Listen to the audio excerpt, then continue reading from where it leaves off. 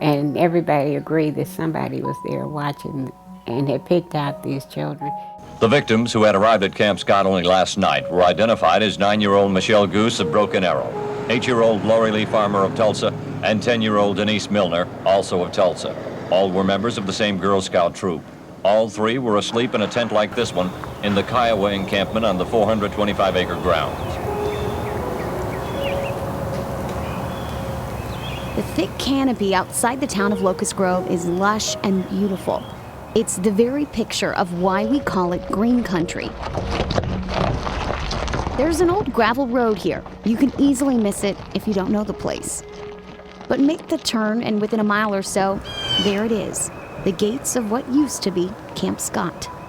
We would say between 2 to 4 o'clock this morning. Did anybody else hear anything, Pete? No one. In June of 1977, this was the summer camp for scores of Oklahoma Girl Scouts, the place where parents brought their daughters for their first big sleepaway adventure. Now, it's a place of painful memories. But when you're living through it, it's real. And you can't escape it. Today, the pictures of the smiling girl next to Betty Milner are starting to show their age. The 40-year-old paper would crumble if she grabbed it too tightly, but the images of the child in bows and pigtails have become her life raft and proof that her daughter Denise existed. I had to see tangible evidence that she did exist, because somebody think I couldn't have had that child and something that horrible happened, you know. No one could have predicted the horrors that took place at Camp Scott. And even when the brutal murders dominated the nightly news on Channel 8. June 13th, 1977, 3 Girl Scouts found brutally raped and beaten to death at Camp Scott. It seemed unreal. Parents of the returning girls lined both sides of the street by the Girl Scout office here in Tulsa. Even for those parents whose children were untouched. The parents were advised not to discuss the incident with anyone outside the Girl Scout office or the circle of parents. None of them would speak to us on camera, but some did express their fears of ever letting their children out from under their jurisdiction again. Denise Milner was one of 3 little girls who would never make the trip home. She was in a hurry to do everything. She loved people. She was really outgoing. She wanted to be a part of everything. And in 1977, that included going to Camp Scott for a 2-week stay. Denise sold cookies to raise money to get to camp. The idea was exciting until it came time to leave. When she said she didn't want to go, I told her that just get someone to call us. We will come and get you. You don't have to stay. And I said, but I think you should go ahead and try it. Betty Milner says for 40 years, those words have replayed in her head a million times, along with the unspeakable details of what happened to her daughter. They were beaten, molested, and then carried by their assailant 150 yards away, where their bodies were found early this morning by camp counselors. During the early morning hours of June 13, 1977, Denise and 2 other girls, Lori Farmer and Michelle Goose, were brutally assaulted and murdered. The murder sparked a massive manhunt. For nearly a year, there was nothing. Then finally, police said they had their man. Gene Leroy Hart first became known as a football star in Locust Grove High School, but after getting out of school, he later went into jail, charged with rape. Hart was a familiar character to police. At the time of his arrest, he'd been on the run since escaping prison in 1973. They found him hiding in a cabin in Cherokee County. And a shackled Gene Leroy Hart was escorted to the state prison in McAllister by a contingent of law officers.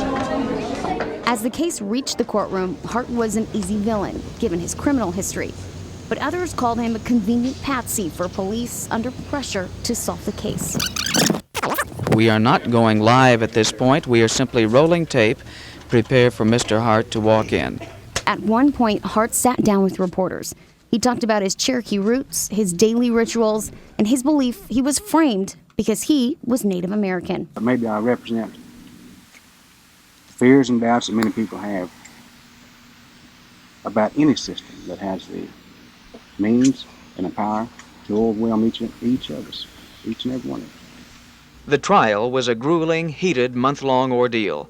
To many, Hart was the obvious killer, but the case wasn't so clear-cut during the trial, and the jury returned with a stunning verdict: not guilty. Jim Cavalier says he might have been on that jury. Instead, he had a front row seat to the tragedy. He lived right behind Camp Scott and still does. It just turns your life upside down because there's no peace, no quiet.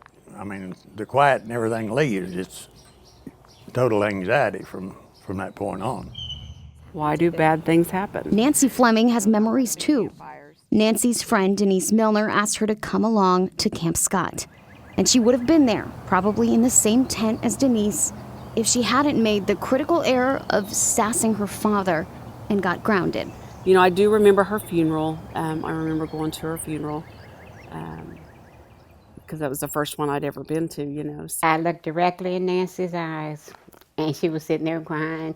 Hart was never tried again for the crimes. He died in prison on unrelated charges, a few months after being found innocent of the Girl Scout murders. Was he the killer?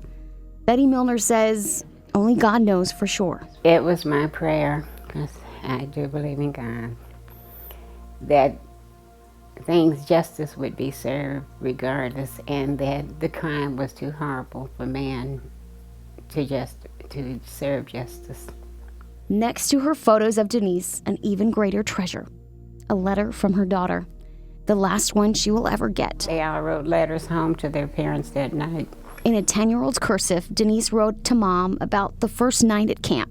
She mentioned her roommates, the storm that had rolled in, and that she wanted to come home. I'm not sure I understand what people mean by closure, because to me, all I know and think about is she's still dead, and the things that happened to her still happen, no matter what the loss decides. No true healing, but time has mended pieces of Milner's heart. She was 10 there.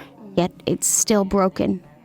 Just another casualty of the ugly crimes that happen beneath this beautiful canopy that still holds secrets.